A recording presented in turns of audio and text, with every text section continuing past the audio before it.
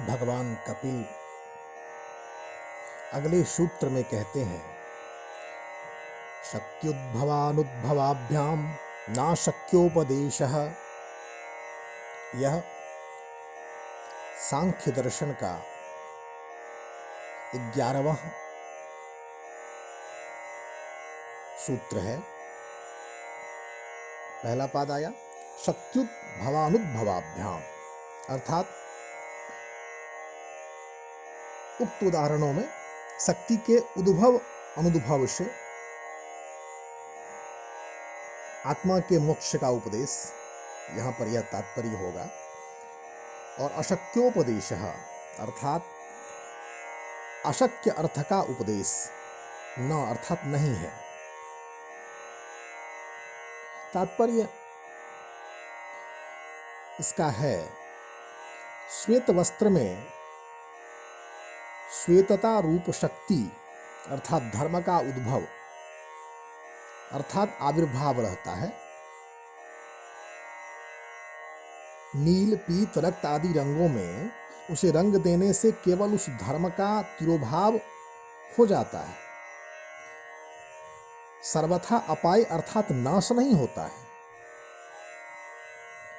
और अगर विधि पूर्वक प्रक्षालन आदि करने से उस वस्त्र में पुनः श्वेतता का आविर्भाव किया जा सकता है।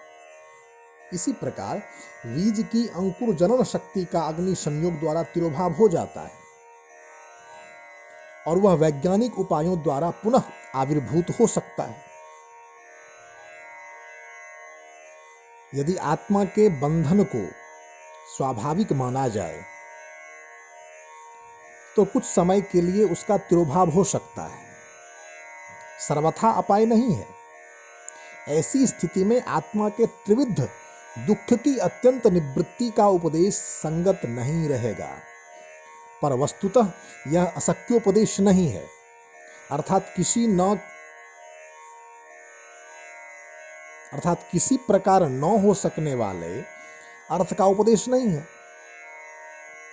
इसलिए आत्मा के बंधन को स्वाभाविक नहीं माना जा सकता।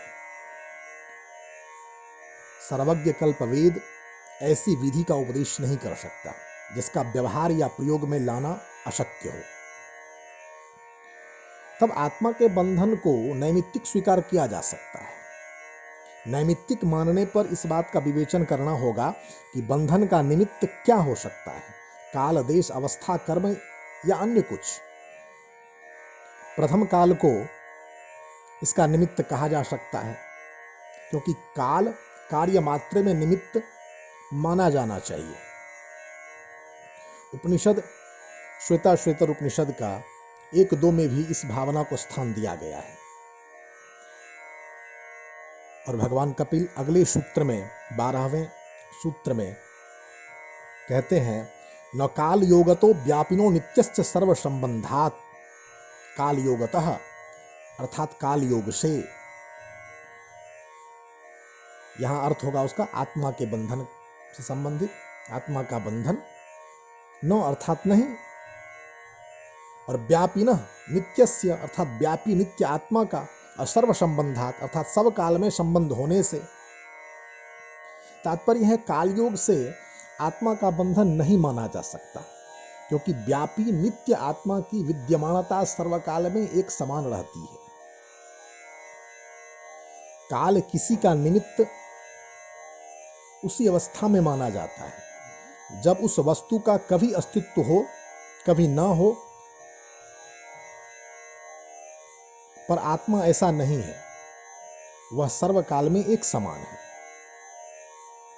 उसका काल के साथ संबंध सदा सनातनिक है, सदा है।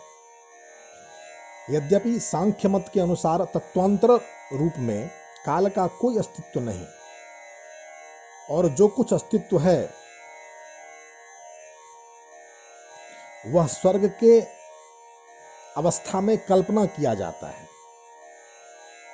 पर आत्मा का अस्तित्व स्वर्ग से अतिरिक्त अवस्था में भी उसी तरह बना रहता है। ऐसी स्थिति में आत्मा के बंधन का निमित्त काल को नहीं माना जा सकता, अन्यथा जीवन मुक्त अथवा देहपात के अनंतर मुक्त अवस्था की प्राप्ति आत्मा को न होनी चाहिए, क्योंकि आत्मा का काल के साथ योग तो उस समय भी रहता है। बहुत ही ध्यान देने योग्य बात है और विचार कीजिए आप सब, गंभीरता पूर्वक, स्थिरता पूर्वक, ध्यान पूर्वक श्रवण कीजिए। व्यापी और नित्य पदों को काल का विशेषण मानकर सूत्र का यह अर्थ भी किया जाता है। व्यापी और नित्य काल का सब आत्माओं के साथ संबंध होने से मुक्त आत्माओं का भी बंध प्रसंग हो जाएगा, अर्थात नित्य काल का संबंध मुक्त आत्मा के साथ भी होने से वह भी बद्ध हो जाएगा। इसीलिए काल योग से आत्मा का बंधन नहीं माना जाना चाहिए। यद्यपि आपाततः यह बात एक सी प्रतीत होती है कि नित्य आत्मा का संबंध काल के साथ कहा जाए या नित्य काल का संबंध आत्मा के साथ बताया जाए, परंतु सांख्य विचार के अनुसार इनमें भेद है। वस्तुतः सांख्य में काल के पृथक अस्तित्व को स्वीकार नहीं किया गया, फिर उसको नित्य कहने की बात तो दूर चली जाती है। अब आगे देखेंगे आप सांख्य सूत्र में 2.12 में, सांख्य में चेतन तत्व और मूल उपादान प्रकृति, इन दो तत्वों को ही नित्य माना गया है। अन्य समस्त जड़ जगत प्रकृति का विकार है, तो नित्य कैसे? अतः सांख्य दृष्टि से प्रकृत सूत्र का युक्त अर्थ वही है जो प्रथम हमने किया है और आपको श्रवण कराया है। इस सूत्र में व्यापी पद का अर्थ विभु अर्थात सर्वत्र विद्यमान कोई एक तत्व ऐसा नहीं है। अनेक प्रमाणों से सांख्य सिद्धांत के प्रथम प्रकरण में इस विचार को स्पष्ट कर दिया गया है कि सांख्य का अभिमत आत्मा को परिच्छिन्न मानने में पर्यवसित होता है। अतएव यहां व्यापी पद का अर्थ गतिशील है, विशेष रूप से विविध स्थलों में जिसके पहुंचने का स्वभाव हो। विभिन्न लोकांतर, योन्यंतर, देहांतर आदि में आत्मा की गति आगति उसके इस स्वभाव को स्पष्ट करती है। आत्मा की गति आगति का उल्लेख अनेक वैदिक साहित्य में उपलब्ध होता है, आर्ष साहित्य में भी उपलब्ध होता है। यहां व्यापी पद का प्रयोग आत्मा के स्वरूप को प्रदर्शित करने के लिए हुआ है। प्रस्तुत प्रसंग में जो मैंने आपको श्रवण कराया है, इसका उपयोग अगले सूत्र के साथ अधिक है। उस सूत्र में आत्मा के बंधन के प्रति देश योग की निमित्तता का प्रतिषेध किया गया है और अगला सूत्र में